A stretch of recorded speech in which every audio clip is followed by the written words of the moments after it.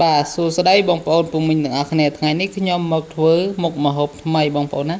មានឈ្មោះថាសាច់គោឆាបន្ទះដែកតោះទៅទស្សនាជាមួយខ្ញុំជាដំបូងសូមឲ្យបងប្អូនពុំមិញទាំងអស់គ្នាជួយ share និងជួយចុច Subscribe Channel YouTube ខ្ញុំម្នាក់មួយផងបើគិតថាវីដេអូនេះគឺមានប្រយោជន៍ដល់បងប្អូនពុំមិញទាំងអស់គ្នាបាទជាដំបូងយើងត្រូវការហាន់បន្លែយើងសិនបងប្អូនណាបន្លែយើងដូចនៅខាងមុខនេះអញ្ចឹងគឺមានប្រមាណមុខបងប្អូនពុំមិញមានផ្កាខាត់ណាមានជាមួយនឹងម្ទេសផ្លោកការ៉ុតនិងផ្សិតកំប៉ុងនិងពោតកំប៉ុងបងប្អូនម្ទេសដៃនាងបងប្អូនពុំមិញទាំងអស់គ្នាណាបាទផ្សិតកំប៉ុងយើងកាត់វាជា2អញ្ចឹងមកបងប្អូនបាទយើងកាត់ជា2មកបងប្អូនពុំមិញទាំងអស់គ្នាបាទសម្រាប់ផ្សិតកំប៉ុងរបស់យើងបាទតែបើបងប្អូនពុំមិញទាំងអស់គ្នាអត់មានផ្សិតកំប៉ុងចង់ដាក់ផ្សិតខ្មៅអីក៏បានដែរបងប្អូនណាអត់តែមានផ្សិតមានអីដាក់បងប្អូនបាទពោតកំប៉ុងនេះគឺយើងហាន់វាជាបញ្ឆិតចឹងមកបងប្អូនជាចំណិតតសក់ណាបងប្អូនពុំមិញទាំងអស់គ្នាបាទបន្តមកទៀតគឺយើងចាប់ផ្ដើមកាត់ការ៉ុតយើងប្រហែលជាមួយថ្នាំងដៃមកដើម្បីចិតម៉ូតបងប្អូនពុំមិញទាំងអស់គ្នាបាទចិតម៉ូតបងប្អូនបាទចិត្តម៉ូតវាសម្រាប់ឆាបងប្អូនអានេះម៉ូតសម្រាប់ដាក់ឆាបងប្អូនចង់ដាក់ឆាអីក៏បានដែរបងប្អូនណាសម្រាប់ការ៉ុតយើងចិត្តម៉ូតទេបងប្អូនចាញ់ជាផ្កា4ជ្រុងអញ្ចឹងមកបងប្អូនវាមើលទៅមុខម្ហូបរបស់យើងគឺលេចធ្លោមើលទៅគឺស្រស់ស្អាតតែម្ដងបងប្អូនពូមីង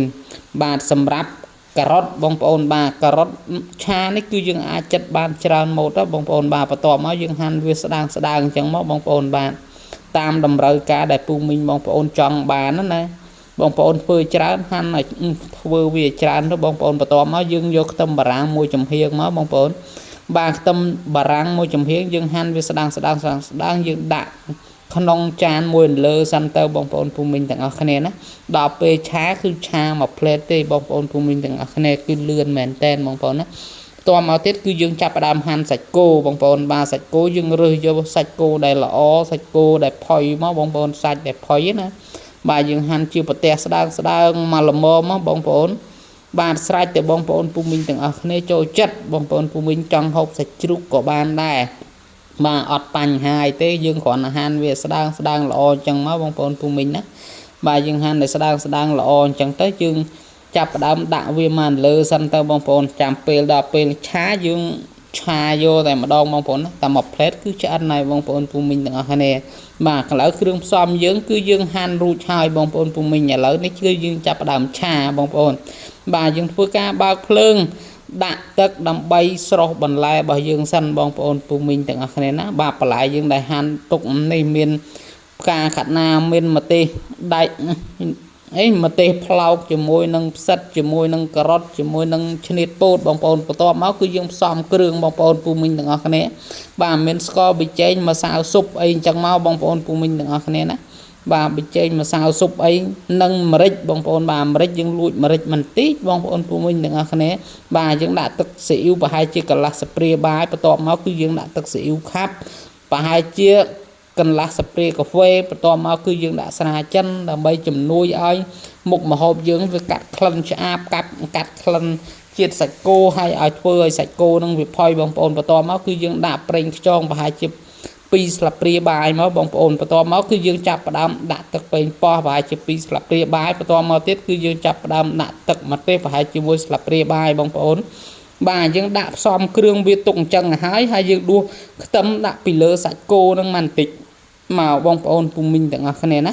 បាទនេះគ្រឿងផ្សំរបស់យើងគឺផ្សំហើយបងប្អូនដល់ពេលឆាគឺយើងចាក់ឆាយកឥឡូវបន្លែយើងស្រស់ឆ្អិនហើយបងប្អូនមិនមែនស្រស់តតែលួយណាបងប្អូនស្រស់យកតែមកឆ្អិនមកល្មមបងប្អូនអត់តែស្លោកបន្លែបន្តិចមកគឺយើងចាក់ស្រង់វាចេញយើងចាប់ផ្ដើមចាក់ប្រេង